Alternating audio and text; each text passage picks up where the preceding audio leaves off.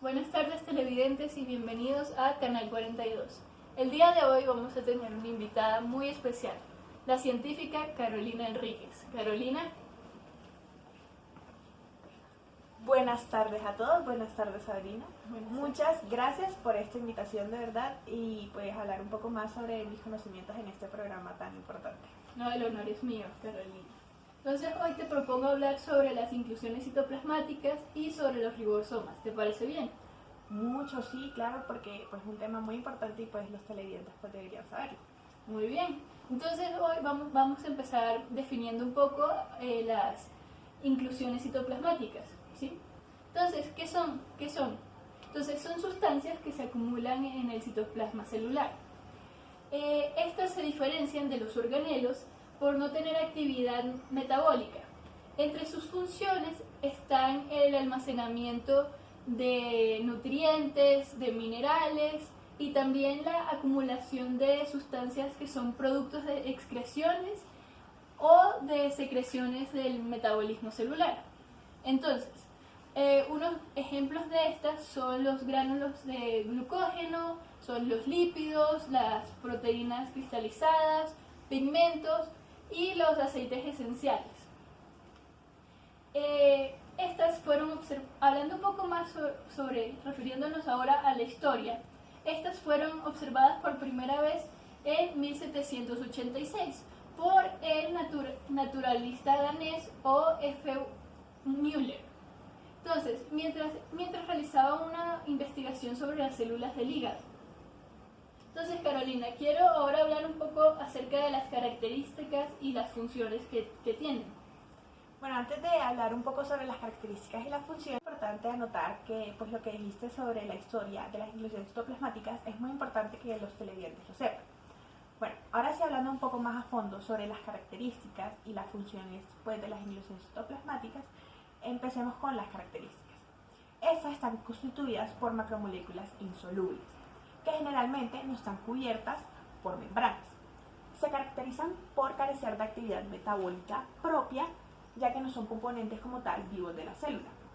Estas estructuras pueden estar naturalmente en células sanas o pueden surgir como malformaciones celulares, causando una gran diversidad de enfermedades que pues hablaremos más a fondo más adelante. Algunas de las funciones que pues tienen estas inclusiones citoplasmáticas son el almacenamiento de nutrientes y sustancias inorgánicas y la acumulación de secreciones o excreciones, así como lo había dicho antes, de producto del metabolismo secundario pues, de la célula. Ok, ahora quiero retomar acerca de las enfermedades, ya que creo que ahí está la importancia de las inclusiones. Porque, por ejemplo, la acumulación de sustancias atípicas puede generar enfermedades como la hepatitis alcohólica o la cirrosis hepática de Leber o la enfermedad de Wilson. ¿Podrías contarnos un poco más acerca de estas enfermedades, por favor? Pues claro, te voy a hablar un poco más sobre la cirrosis hepática, que también puede ser conocida como cirrosis de hígado. La cirrosis de hígado está causada por la cicatrización progresiva debido a la inflamación del hígado. La inflamación puede estar causada por afecciones tales como la hepatitis crónica, el abuso de alcohol o el hígado graso. La cirrosis se puede diagnosticar con pruebas radiológicas tales como la tomografía computarizada, TC, el ultrasonido o la resonancia magnética nuclear, RMN, o mediante una biopsia por punción del hígado.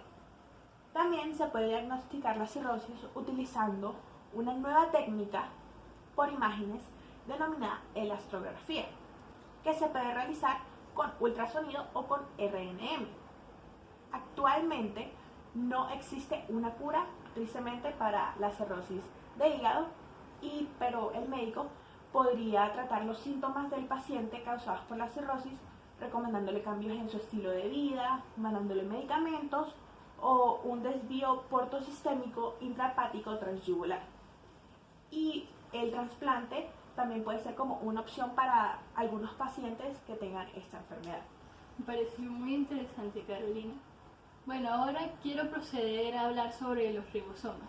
Una vez más, ¿me permites introducirles un poco el tema, Carolina? Claro, por favor. Bueno, entonces, ¿qué son los ribosomas? Estos son las máquinas moleculares responsables de la síntesis de las proteínas. Entonces, los ribosomas básicamente están conformados por el ARN y proteínas.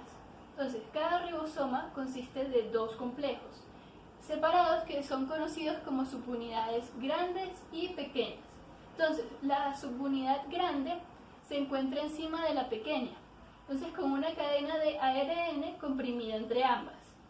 Entonces, en los eucariotes particularmente, los ribosomas obtienen sus órdenes para sintetizar proteínas del núcleo, en donde se transcriben los segmentos de ADN, es decir, los genes. Ahora, para producir el ARN mensajero, es decir, que se llama ARNM. Entonces, este ARNM viaja hacia el ribosoma, en donde este usa la información del transcrito para sintetizar una proteína con una secuencia de aminoácidos específica. Entonces, a este proceso se le va a conocer como la traducción. Entonces, los procariotes carecen de núcleo, por lo que su ARN se transcribe en el citoplasma y pueden ser traducidos de manera inmediata por los ribosomas. Entonces, Carolina, cuéntanos un poco más. Bueno, me parece muy importante que pues les explicaras a los televidentes un poco más sobre la estructura y los organelos que tienen los ribosomas. Y pues también es muy importante decir que los ribosomas eucariontes pueden estar libres, es decir, que flotan en el citoplasma celular o adheridos al retículo endoplasmático o a la parte exterior de la envoltura nuclear. Entonces, quiero recalcar que debido a que la síntesis de proteínas es una función esencial de la célula, esto ocurre los ribosomas se encuentran prácticamente en cualquier tipo de célula de los organismos multicelulares, así como en los procariotes como en las bacterias.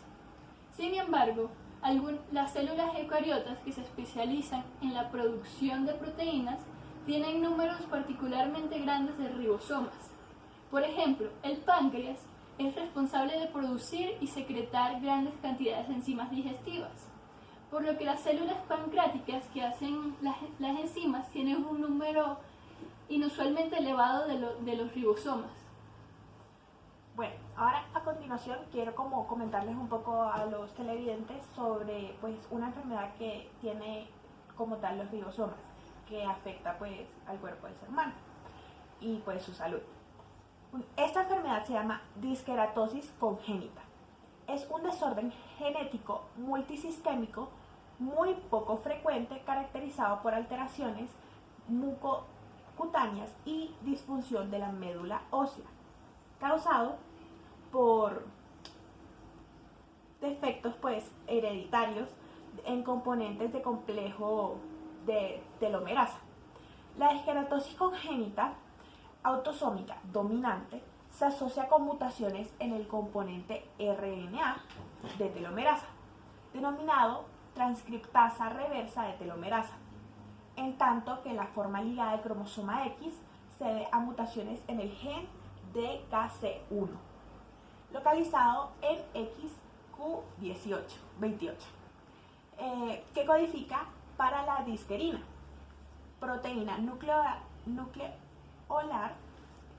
pues que está involucrada tanto en la función de las telomerasas como en el procesamiento del RNA ribosomal. La disqueratina participa específicamente en la Una palabra difícil, Carolina. Repítela, por favor. Bueno, es como pseudouridilación, algo así. Pseudouridilación. Sí, muy bien, Sabrina. Del RNA ribosomal. Y pues forma parte pues del complejo de telomerasa, que es responsable de sintetizar las repeticiones de telómeros que se encuentran en el extremo de los cromosomas. Se sabe que muy poca o ninguna telomerasa se expresa en las células somáticas, por lo que los telómeros se acortan en cada división celular. Por el contrario, las telomerasas se expresan en niveles elevados en células madres, germinales y en neoplásicas.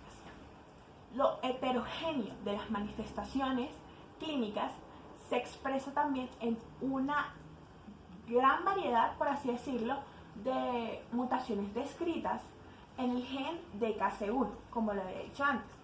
Desde el punto de vista clínico, la disqueratosis congénita se reconoce por la triada clásica, compuesta principalmente por distrofia ungeal, pigmentación cutánea anormal y leucoplaquia mucosa, alteraciones que generalmente aparecen entre los 5 y 15 años de edad.